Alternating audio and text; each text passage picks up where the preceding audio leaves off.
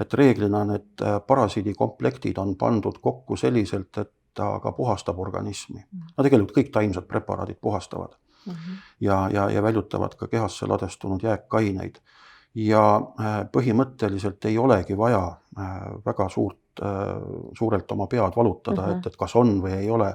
Noh, lihtsalt tehagi kuure regulaarselt ja sageli inimene avastab selle asja, et aga kuule tõepoolest, enne kuuri ma tundsin ennast niimoodi ja nüüd on 2-3 kuud tehtud, mul on nagu jõudu rohkem, energiat rohkem ja see ongi võib-olla esimene selline tõsisem paranemissümptom, et inimene ühel hetkel avastab, et ma jõuan rohkem, ma jaksan rohkem ja ma ei ole nii väsinud ja kõik väsimust tekitavad parasiitide toksiinid.